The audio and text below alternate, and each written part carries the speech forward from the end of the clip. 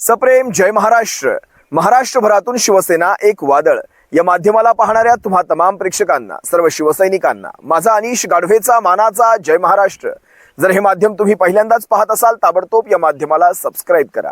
महाराष्ट्रभर शिवसेनेच्या विचारांना पोहोचवणाऱ्या या माध्यमाला तुम्ही सर्वांनी मिळून मोठं करा ही नम्र विनंती करतो. माननीय सुप्रीम कोर्टामध्ये शिवसेनेच्या नावाच्या आणि चिन्हाच्या संदर्भातली अंतिम याचिका उद्या पुन्हा सुनावणीसाठी आहे. उद्या मंगळवार. उद्या कोणत्या क्रमांकावर असेल या सर्व संदर्भात मी तुम्हा सर्वांपर्यंत माहिती घेऊन येईलच. पण लक्षात घ्या, ही याचिका आता अंतिम टप्प्यावर आली आहे. सुप्रीम कोर्टामध्ये एकनाथ शिंदेच्या गटाच्या वतीने उद्या युक्तिवाद होईल. त्यानंतर या याचिकेवरचा अंतिम निकाल हा माननीय सुप्रीम कोर्टाकडून देण्यात येईल. आता राखून ठेवण्यात येतोय, लिफाफा बंद करून त्याच्यावर योग्य वेळ देण्यात येते. त्याच्यावर पुन्हा रिव्ह्यू करणार आहेत की काय, किंवा कुठल्या लार्जर बेंचकडे हे प्रकरण हँडओव्हर होणार की काय, अनेक प्रश्न तुम्हा सर्वांच्या मनामध्ये असतील. पण या सर्व प्रश्नांचं उत्तर सध्या तरी वेळ हेच आहे.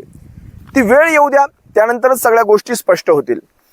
पण सध्या तरी माननीय सुप्रीम कोर्टामध्ये शिंदे गटाच्या वतीने कोणते दोन युक्तिवाद केले जाऊ शकतात या संदर्भात मी तुम्हाला एक अस्पष्टशी अशी एक कल्पना देतो. स्पष्टशी नाही पण अस्पष्टशी एक कल्पना देतो.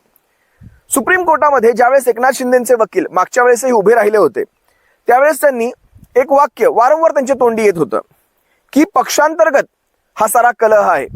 इथे कुठलीही पक्षामध्ये फूट नाही, पण हा पक्षांतर्गत कलह आहे आणि एक नेतृत्व जाऊन दुसरं नेतृत्व उद्या चाललं आहे. म्हणजे कपिल सिब्बल यांचा जो युक्तिवाद होता, ज्यामध्ये ए पार्टीची लोक बी पार्टीमध्ये जातात आणि बी पार्टीचं रिप्रेझेंटेशन करतात, म्हणजे ए पार्टीतून निवडून आल्यानंतर या सगळ्यावर काट मारण्यासाठी आता ही ए पार्टीची लोक ए पार्टीतच आहेत आणि त्यांनी फक्त नेतृत्व बदल केलेला आहे. एक नेता जाऊन दुसरा नेता आलेला आहे आणि दुसऱ्या नेत्याला मान्यता मिळालेली आहे. हा अशा प्रकारचा युक्तिवाद केला जाऊ शकतो.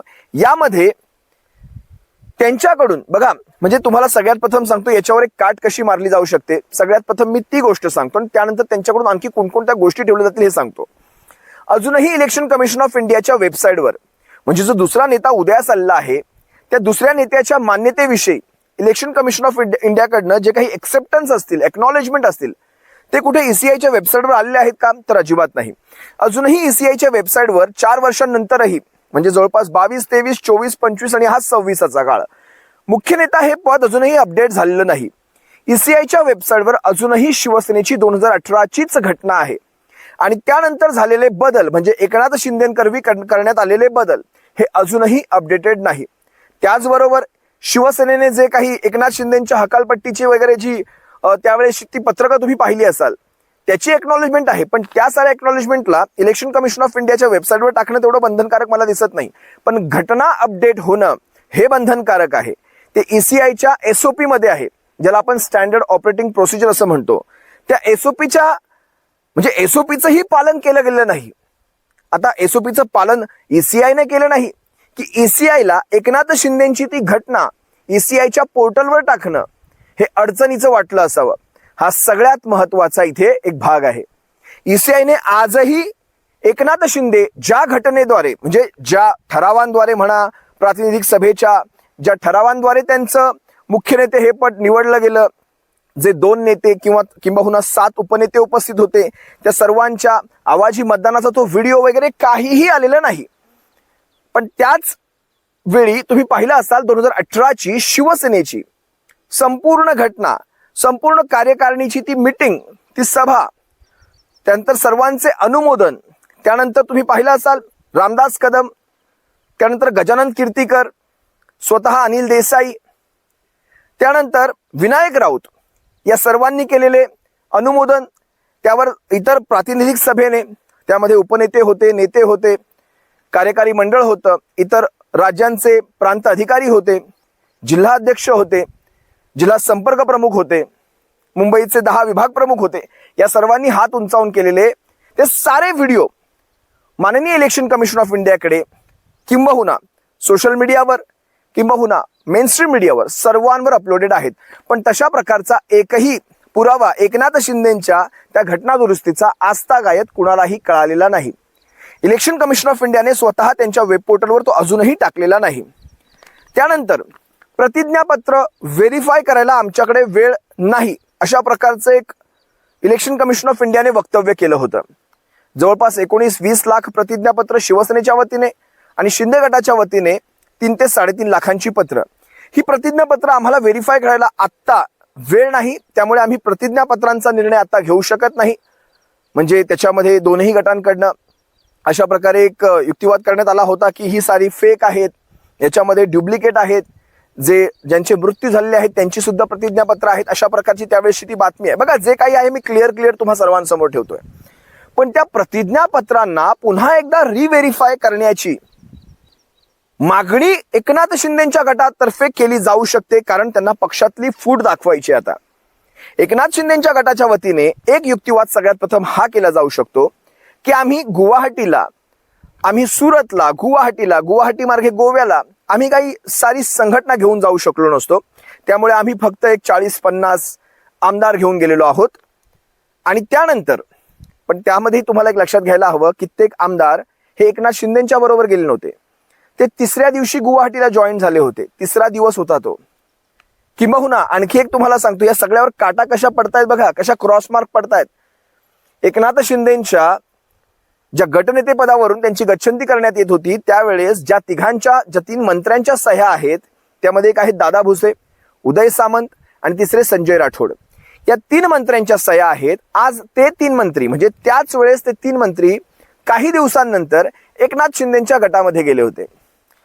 सुप्रीम कोर्ट ज्यावेळेस विचारेल हा सारा जमाव एक गठ्ठा गेला होता का, आणि हे जर म्हणाले होय, तर मग हे 3 मंत्री ज्यावेळेस तुमच्या सोबत होते मग इकडे येऊन कुणी सह्या केल्या? या 3 मंत्र्यांच्या सह्या इकडे कशा? म्हणजे याचा अर्थ स्पष्ट आहे, हळूहळू माणसं जात होती. हे त्या 3 मंत्र्यांच्या सह्यांमुळे एकनाथ शिंदेचा गट सुद्धा पुन्हा अडचणीत येणार आहे. ही पहिली गोष्ट लक्षात घ्या. आता इलेक्शन कमिशन ऑफ इंडियाकडे कसं हे टाकायचं, इलेक्शन कमिशन ऑफ इंडियाकडे टाकल्यानंतर याच्यावर कसा वेळ मागवून घ्यायचा, 19 लाख प्रतिज्ञापत्र व्हेरीफाय करायची आहेत, त्यातून आम्हाला थोडा वेळ द्या, अशा प्रकारचा एक बचावात्मक पवित्रा घेतला जाऊ शकतो. आणि ECIला सांगितलं जाऊ शकतं तुम्ही ही प्रतिज्ञापत्र व्हेरीफाय करा. आणि पक्षात त्यावेळेस खऱ्या अर्थाने फूट झाल्यानंतर किंवा होती का, आणि जर होती तर मग ही प्रतिज्ञापत्र कुणाची जास्त, कुणाकडे किती संख्या, विशेषतः राष्ट्रीय कार्यकारिणीमधले पक्षाच्या घटनेप्रमाणे असलेल्या राष्ट्रीय कार्यकारिणीमधले किती सदस्य कुणाच्या बाजूने आहेत याचा एकदा निर्णय घ्या. म्हणजे पक्षातली फूट सुद्धा आपल्याला इथे स्पष्ट करता येईल. कारण आपला संपूर्ण युक्तिवाद हा राजकीय पक्षामध्ये फूट नव्हती, फूट फक्त लेजिस्लेचर पार्टीमध्ये होती. आणि राजकीय पक्षातले सर्वच्या सर्व प्रतिनिधी, सर्वच्या सर्व म्हणजे तुम्ही कार्यकर्ते म्हणू शकता, पदाधिकारी म्हणू शकता, सारेच्या सारे उद्धव बाळासाहेब ठाकरे यांच्या बाजूने होते. हा जो आपला मुख्य युक्तिवाद आहे तो युक्तिवाद ह्यांनी काट मारण्यासाठी हा एक प्रयत्न केला जाऊ शकतो. त्यानंतर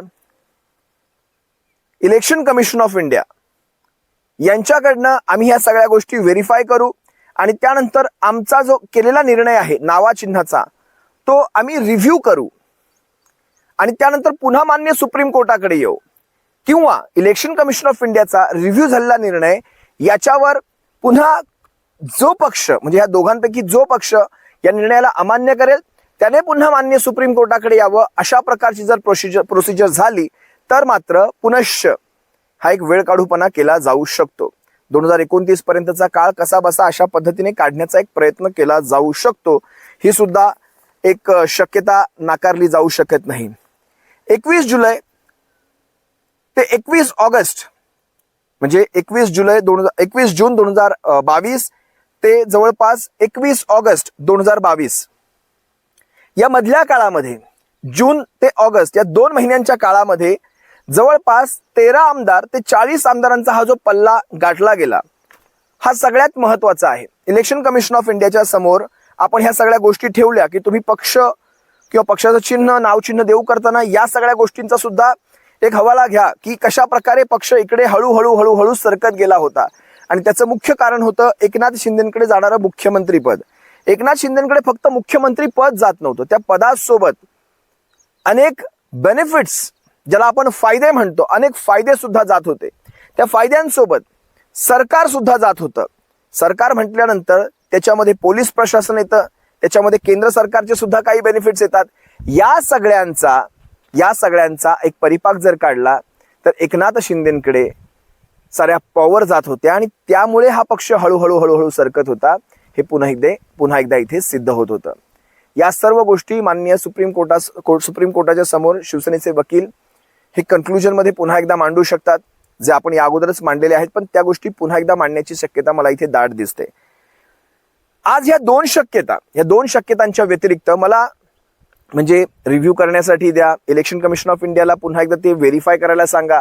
पक्ष कुणाचा, म्हणजे लेजिस्लेचर पार्टीमध्ये जशी फूट तशी राजकीय पक्षामध्ये सुद्धा फूट झालेली होती, पण ती फूट आता आम्हाला इथे थेट दाखवता येणार नाही, तेवढा वेळ आमच्याकडे नव्हता. आम्ही गुवाहाटी सुरतमध्ये होतो, त्या गोष्टी घडवण्यासाठी आमचे जीव धोक्यामध्ये होते, आमच्या परिवारांना इथे मारण्याच्या धमक्या मिळत होत्या, वगैरे वगैरे सारं काही सांगण्याचा प्रयत्न केला जाऊ शकतो. आता नेमकं पाहायचं या सर्वावर एक उपाय आहे, तो उपाय म्हणजे वेळ. आता वेळ नेमकं काय सांगते हे पाहायचंय. पण सध्याच्या घडीला महाराष्ट्रात जी परिस्थिती चालू आहे, म्हणजे ती परिस्थिती अतिशय इंटरेस्टिंग आहे आणि मला खरंच शिवसेनेच्या नेतृत्वाचं आभार मानायचे, विशेषतः उद्धव साहेबांचे, आदित्य साहेबांचे विशेष आभार मानायचे, त्यानंतर संजय राऊत साहेबांचे सुद्धा आभार मानायचे. ज्या प्रकारे आता समजा कॉक्रोच जनता पार्टीचं जंतर मंतरचं आंदोलन संपलं, पण त्यानंतर कॉक्रोच जनता पार्टीने कशा प्रकारे एक एक मुद्दा लावून धरलाय, अगदी त्याच प्रकारे महाराष्ट्रातला सर्वात प्रथम पक्ष हा शिवसेना आणि त्यानंतर लागोलाग मनसे यांचा पाठिंबा कॉक्रोच जनता पक्षाला गेला. त्यानंतर ज्या प्रकारे हा तरुण समुदाय, सारा तरुण वर्ग ज्या प्रकारे शिवसेनेच्या ठाकरेंच्या पाठीशी उभा राहायला लागला, त्यानंतर मात्र आदित्य साहेबांनी ती माळ तुटू दिली नाही. तुम्ही पहा, जवळपास प्रत्येक जिल्ह्यामध्ये, आता नाशिकमध्ये जात आहेत, कर्जतमध्ये गेले त्यांनी, कित्येक जिल्हे, चाकणमध्ये काल तुम्ही पाहिलात, आता जिल्हे पिंजायला सुरुवात केलेली आहे. पावसाळ्याच्या काळामध्ये ज्या समस्या आहेत आणि विशेषतः त्यांनी इंडस्ट्रीजवर विशेषतः फोकस केलेला आहे. इंडस्ट्री त्यांनी उदय सामंतांना टार्गेट केलेलं आहे, त्यांनी रस्ते वाहतूक मंत्र्यांना टार्गेट केलेलं आहे. या सर्व गोष्टी का गरजेच्या आहेत? कारण शिवसेना ही जनतेत उतरून जनतेसाठी काम करणारी संघटना, ह्या एसी कार्यालयात बसणारा पक्ष नाही, हे आदित्य साहेबांनी पुन्हा दाखवून दिलं. आदित्य साहेबांनी ज्या प्रकारे हा झंझावात आता चालू केलेला आहे, ठाकरेंनी ज्या प्रकारे ती ग्रीप पकडलेली आहे, ती फार गरजेची आहे. आणि आज मला तुम्हाला नाशिकचं दृश्य दाखवायचंय. नाशिकमध्ये रस्ते अपघातात कित्येक मृत्यू झालेले आहेत. या नाशिकच्या सर्व आंदोलनामध्ये आज ज्या प्रकारे शिवसेना रस्त्यावर उतरली, तो प्रकार पाहता मला भरून पावल्यासारखं वाटलं. एकदा पहा आज नाशिकचा आजचा हा व्हिडिओ. आज रविवारचा दिवस, खरं तर घरात बसून आपल्या परिवारासोबत घालवण्याची ही वेळ, पण नाशिककर शिवसैनिक मात्र आज रस्त्यावर उतरले, त्याला नाशिककरांचा फार मोठा प्रतिसाद लाभला. शिवसेनेची ही लढाई कोर्टात चालू राहील, हा कोर्टाचा भाग राहिला, पण त्याचबरोबर शिवसेनेची संघटनात्मक लढाई, जनतेच्यासाठी आपण बांधील आहोत, आपण जनतेसाठी आहोत, तो भाग वेगळा. दोनही गोष्टी, ही लढाई संपेल मग मी ही लढाई जिंकेल असं नाही. ही लढाई कोर्टात वकील करतील, कोर्टात शिवसेनेचे वकील आपल्या पद्धतीने लढतील. वकील आपलं काम चोख पार पाडत आहेत. कपिल सिब्बलांनी अख्खी पिसं काढलेली आहेत. एकनाथ शिंदेची पिसं, त्यांच्या गटाची पिसं काढण्याचं काम कपिल सिब्बल हे अतिशय योग्य पद्धतीने, कपिल सिब्बल आणि त्यांची संपूर्ण टीम योग्य पद्धतीने करते. पण त्याचबरोबर जनतेमध्ये उतरून, आता कालपासून तुम्ही पाहिलं शिवसेनेच्या सर्व नेत्यांना, विभागीय नेत्यांना सर्व जबाबदाऱ्या दिलेल्या आहेत. संपूर्ण महाराष्ट्रभर शिवसेनेचा झंझावाती नेत्यांचा दौरा सुरू झालेला आहे. स्थानिक आढावे घेतले जात आहेत, स्थानिक परिस्थितींचे आढावे घेतले जातात, विशेषतः ग्रामीण महाराष्ट्रात फिरून शेतकऱ्यांचे प्रश्न लक्षात घेतले जातात. त्यानंतर त्या प्रश्नांवर वाचा फोडली जाते, त्या प्रश्नांना आवाज, त्याला व्यासपीठ तयार करून दिलं जात आहे. एकदा आजचा हा नाशिकच्या व्हिडिओचा, त्या आंदोलनाच्या व्हिडिओचा हा व्हिडिओ तुम्ही सुद्धा एकदा पहा, तुम्हाला कळेल काय स्वरूपात शिवसेना रस्त्यावर उतरते. अधिकारी, नेते, कार्यकर्ते या मोर्चात सहभागी झालेले आहेत आणि नाशिक मधल्या रस्त्यांच्या दुरावस्थेसंदर्भात नाशिक महापालिकेला जाब विचारला जाणार आहे. याआधी आदित्य ठाकरे यांनी 2 दिवसांपूर्वी नाशिकचा दौरा करून रस्त्यांच्या दुरावस्थेची पाहणी केली होती आणि त्यानंतर आता संजय राऊत यांच्या नेतृत्वाखाली मोर्चा सुरू. या दुरावस्थेमुळे नाशिकमध्ये अनेक जणांचे जीव गेलेले आहेत, तसंच अनेकांना दुखापत झालेली आहे. रस्त्याची कामं असतील किंवा कुंभमेळ्याची कामं, याच्यामध्ये भ्रष्टाचार सुरू असल्याचा आरोप होतो आहे. थेट कुंभमेळ्याचे जबाबदारी असलेले भाजपचे कॅबिनेट मंत्री गिरीश महाजन यांच्यावरही आरोप केले जात आहेत। एकूणच सध्या जे नाशिकमध्ये सुरू आहे, जी रस्त्यांची दुरावस्था असेल, नाशिक मधल्या आरोग्य आणि अन्य सुविधांचा प्रश्न असेल, नाशिकमधील कुंभमेळ्यांच्या कामामध्ये होत असलेला भ्रष्टाचार असेल, असे अनेक मुद्दे सध्या शिवसेना उद्धव बाळासाहेब ठाकरे यांनी पक्षाच्या नेत्यांनी हाताळले आहेत आणि थेट भाजप आणि राज्य सरकारला जाब विचारला जातो आहे। थेट मुख्यमंत्री देवेंद्र फडणवीस यांना जाब विचारला जातो आहे। काही प्रश्न मुद्दे उपस्थित केले जात आहेत। सगळ्यात अतिशय संवेदनशील असा मुद्दा की गेल्या साधारण महिनाभरात अनेकांना या रस्त्याच्या दुरावस्थेमुळे, रस्त्यावर पडलेल्या खड्ड्यांमुळे आपला जीव गमवावा लागलेला आहे। मंत्री, पालकमंत्री इथे येतात, रस्त्यांची पाहणी करतात, जखमी झालेल्यांना, मृत पावलेल्यांच्या कुटुंबियांना हे मंत्री भेट देतात, पण अजूनही संवेदना दाखवण्यात आलेली नाहीये। ही सध्याची थेट दृश्य आहेत। नाशिक महापालिकेवर मोर्चा काढला जातो आहे आणि रस्त्यांच्या दुरावस्थेसंदर्भात शिवसेना उद्धव बाळासाहेब ठाकरे पक्षाकडून जाब विचारला जातो आहे। या मोर्चाचं नेतृत्व करत आहेत।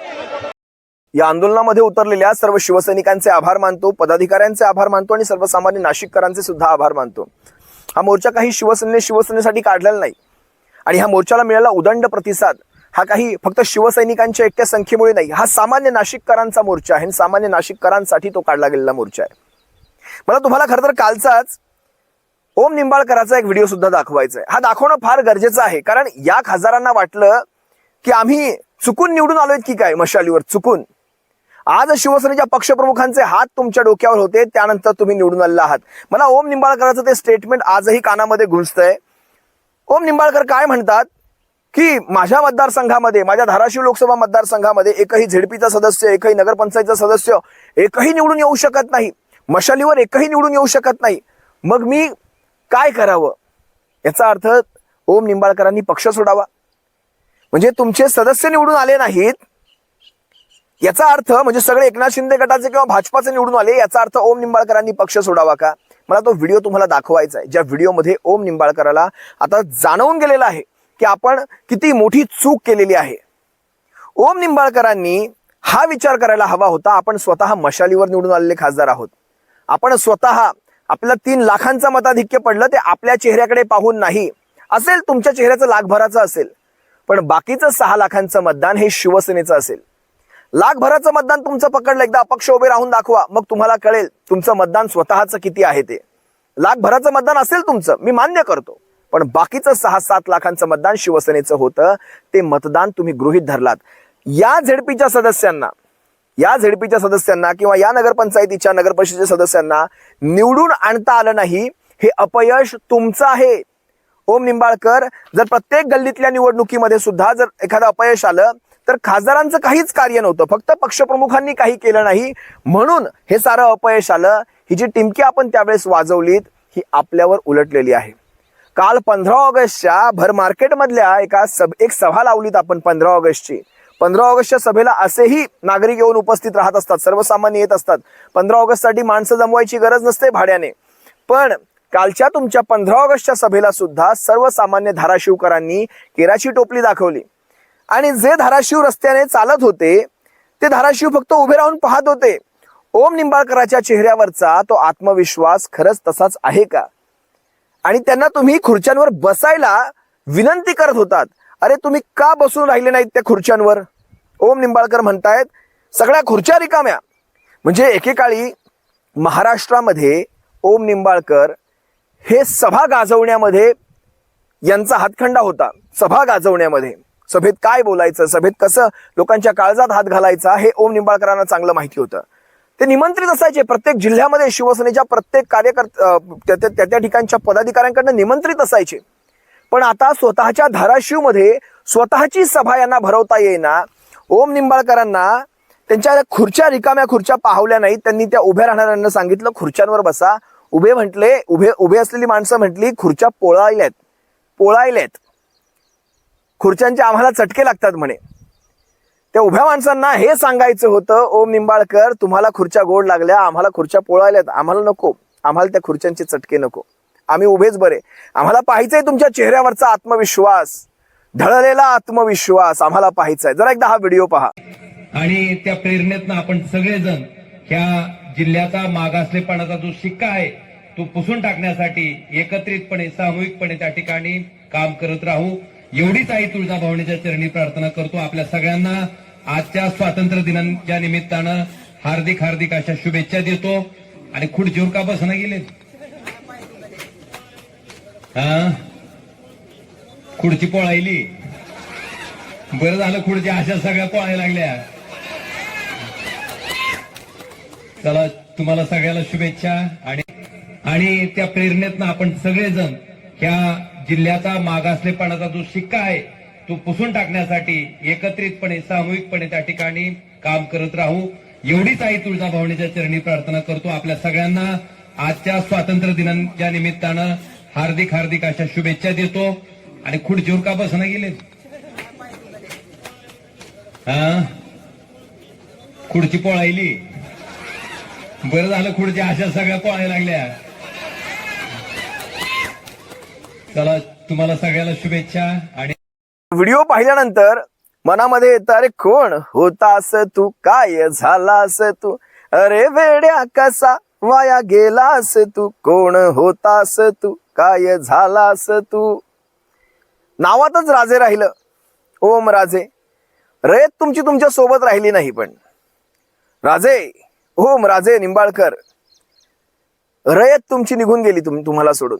कारण ती रयत कधी तुमची नव्हतीच, ती छत्रपती शिवाजी महाराजांच्या विचारांवर चालणाऱ्या खऱ्या शिवसेनेची प्रजा होती. ती खऱ्या शिवसेनेचे ते सारे मावळे होते. ते तुमच्याकडे पाहून नव्हते आले, ते उद्धव साहेबांकडे पाहून आले होते.